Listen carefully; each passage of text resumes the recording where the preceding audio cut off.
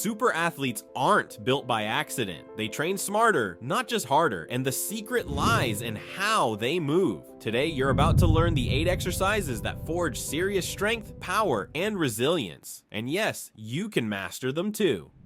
First is the trap bar deadlift.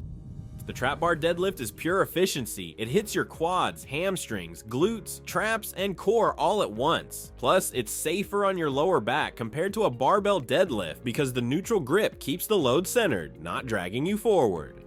Here's what your trainer probably didn't tell you. Saquon Barkley, the famous NFL running back, pairs heavy trap bar pulls with box jumps to trigger explosive power. This is a method called contrast training, and it's how he built a 41-inch vertical at 230 pounds. Basically, the deadlift increases your muscle power so you can jump higher. Here's another pro tip: pause for half a second mid-lift. This builds explosive strength, not just grind strength. It's a trick NFL Combine athletes use to add 40+ pounds to their pulls fast.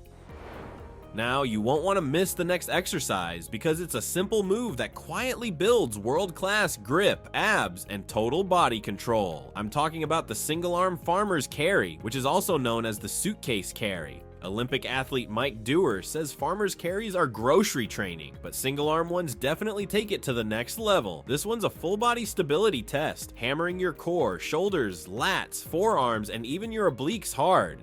The problem is that few people actually train them the right way. If you let the weight pull you even slightly off center, you're wasting it. Lock your ribs down, squeeze your glutes, and move slow and deliberate. Treat it like a standing plank, but moving. Now, your first question is probably how heavy to go. My advice is to pick a weight that's heavy enough to pull you sideways, but you're still strong enough to not let it. That's where the real core gains live. And if you want to bias it even more toward core endurance, set a distance goal, not a time or weight goal. You won't want to miss what's coming next because it's not strength, it's not endurance. It's raw athletic speed that sets champions apart. Yes, I'm talking about sprint intervals. And yes, this is an exercise 90% of all super athletes perform. If you're still jogging to burn fat, you're leaving 90% of your athletic potential on the table. Sprint intervals condition your lungs, hammer your glutes, hamstrings, quads, calves, and fire up your central nervous system like a live wire.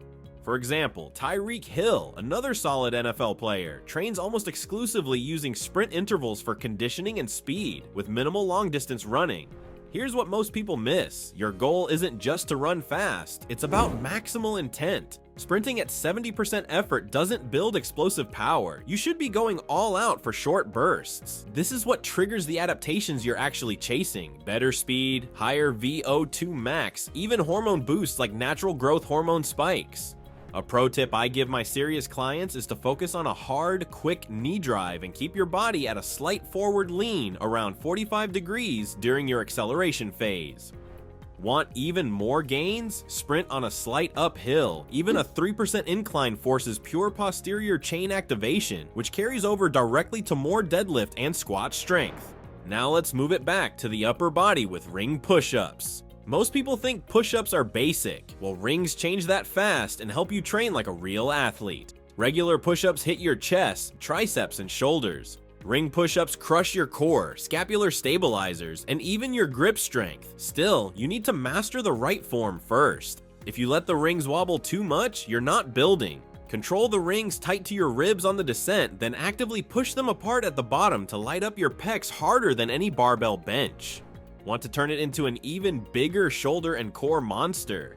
Set the rings low to the ground and add a slow 4-second eccentric. You'll feel every muscle in your upper body working overtime, just like elite gymnasts train for brutal control. Now stick around because the next exercise might look slow and boring, but it's a secret weapon for bulletproof hamstrings and long-term injury proofing.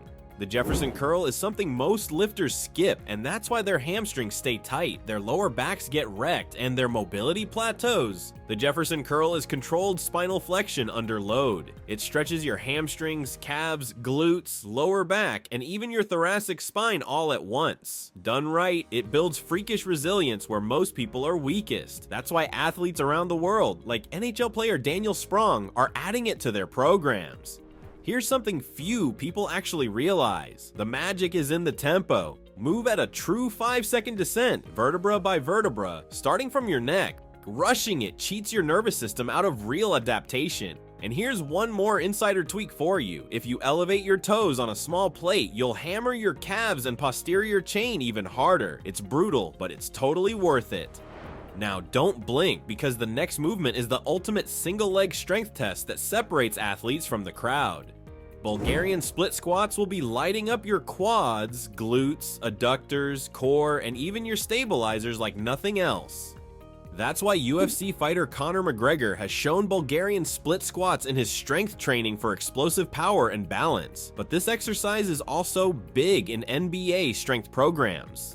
The problem is that most people half-rep Bulgarian split squats and wonder why they burn but don't build, so make sure you sink low enough for your back knee to almost kiss the floor, keeping a vertical shin on the front leg to hammer your glutes harder. You'll need this strength if you ultimately want to progress to harder single leg exercises like the pistol squat. Now, how you do Bulgarian split squats matters. Lean slightly forward during the descent if you want to load the glutes more, and if you want to bias pure quad overload, stay upright and push your knee over your toes intentionally. After this exercise, you won't want to miss what's next. We're moving from stability to raw force production that builds unstoppable power with sled pushes. This exercise blasts your quads, glutes, calves, core, and anterior chain while sparing your joints from heavy eccentric stress. Besides, sprint sled pushes are really common in CrossFit events, but just remember that the sled is not just for conditioning. Load it heavy and keep your torso low. You'll turn it into a pure strength developer, building legs that actually move weight, not just lift it. Now here's something the average gym goer doesn't know about sled pushes. If you want more quad dominance, push from a deep knee bend, almost like a bear crawl. And if you're after more posterior chain, keep your hips slightly higher and drive through your glutes and hamstrings with each step. These tiny angle tweaks equal massive muscle targeting shifts. Now, the last movement might look old school, but it's one of the grittiest, realest strength builders you'll ever touch. Most people avoid Zerker Squats because they're uncomfortable. That's exactly why they work. They hammer your quads, glutes, core, upper back, and arms, forcing full body tension you can't fake. Here's the part you don't realize until you actually do these squats. The Zerker position pulls you forward, demanding brutal core and thoracic strength just to stay upright. If you're serious about building a bulletproof midline and real-world strength, this is non-negotiable. Remember to carry the bar lower in your elbow crease instead of higher toward your biceps. And if you want a brutal finisher, pair light Zerchers with sled pushes. Your legs will scream, your core will lock up, and your work capacity will skyrocket.